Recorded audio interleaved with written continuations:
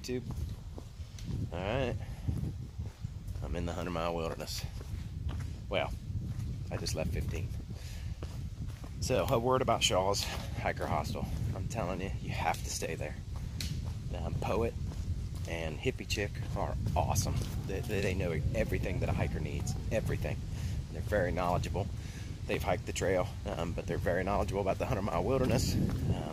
It's just awesome. So, stay there.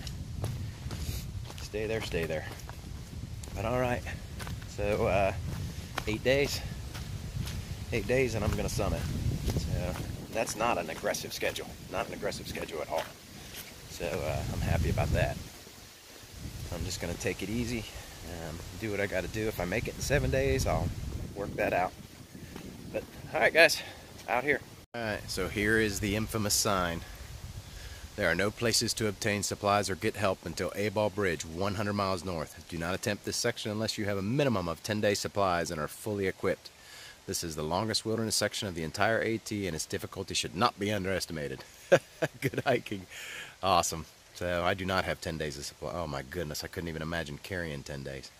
So, alright guys, we're heading in. Okay, just 3 or 4 miles in. It's a beautiful pond. Oh, I'd love to stealth on that island over there. Absolutely gorgeous. Absolutely beautiful.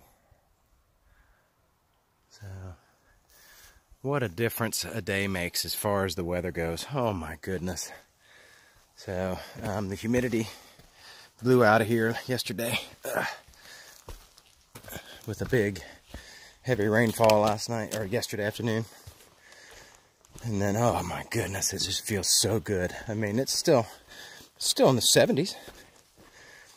But I'm not soaking wet from humidity, so, and sweat. It's fantastic. So if we can just keep this up for the next 8 days, I'd appreciate it. Tonight is going to be beautiful sleeping weather. So one thing I forgot to mention is that we are in a huge bubble right now. Or I am. There was 50 people at Shaw's last night. Thankfully, the majority of them are zeroing, so I'm getting out ahead of them. But there were still 13 people, at least, maybe more, who left today in the shuttles with me. And then right before me. So shelters, tent spots, all of that's gonna be tough. So I've kind of formulated a plan in my head of what I'm gonna do, and that is I'm gonna get up very early every morning, which is really what I do anyways. I'm gonna hike, get my miles in, and I'm gonna get into camp early every day. So, you know, early is 4:30, 5 o'clock, as opposed to 6:30, 7 o'clock. That way, it'll improve my chances of getting stealth spots, or God forbid, a spot in a shelter.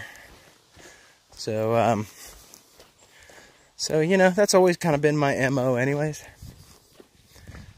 So I'm just going to kind of keep it up. I think it's going to serve me well.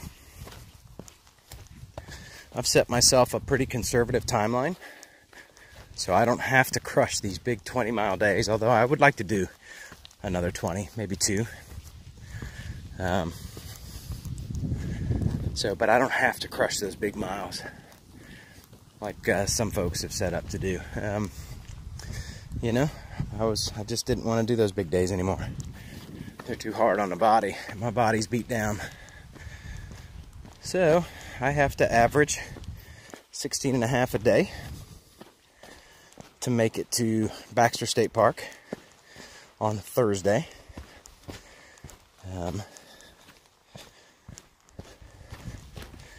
Which is going to be a piece of cake. And then I will hitch a ride into Millinocket, or catch the shuttle, whatever works, and meet my lovely bride, who I cannot wait to see. So, and then few days later, I get to see my daughter and my grandson. And then a week or so later, my son's coming home. So it's going to be awesome. It's going to be awesome. But still got to keep my head wrapped around the fact that I mean, I still got, 100 and some miles to go. So that's a long leg. So I still have to stay focused. Still do what I got to do.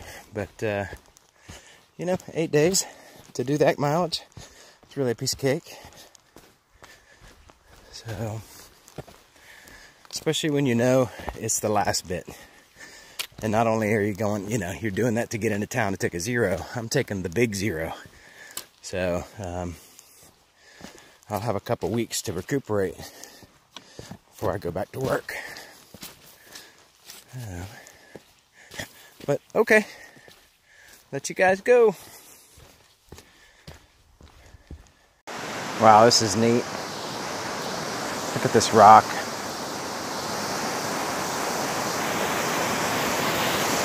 Wow. That's so cool.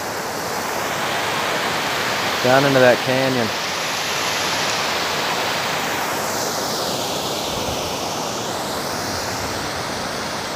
Wow.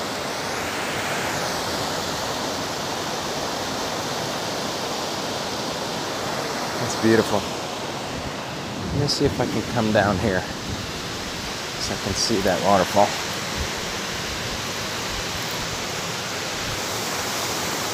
Okay, I'm going to turn this off for a minute. Alright, this is cool. Let me get the microphone up to make sure you can hear me. Just had to climb down here a little bit to see it. Wow.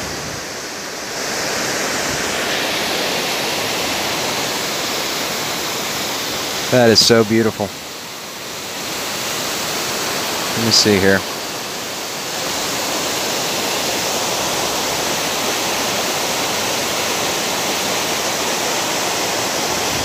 That's one beautiful waterfall.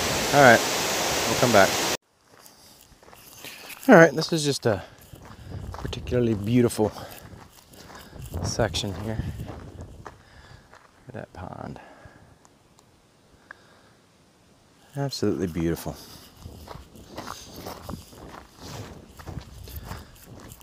It doesn't hurt that the trail's nice too. And I want to see a moose. I'll be getting up early in the mornings. I'll try to get out. I'll try to stalk out. Be as quiet as I can. So.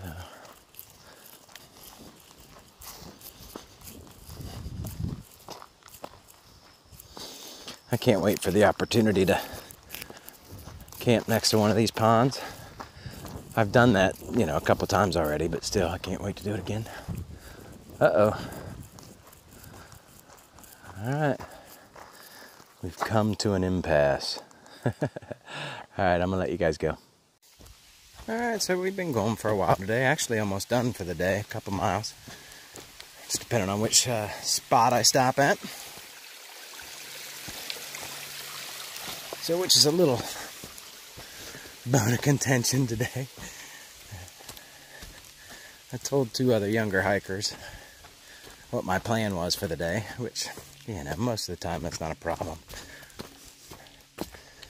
But they decided to adopt the same plan, and the site that I'm gunning for isn't big enough for all of us, which is fine. But when they told me that, well, we're going to the same place you are, so you better beat us there, well, that kind of made me put the afterburners on. So I currently am past them, so we'll see. But alright, I'm going uphill here. I gotta turn this off.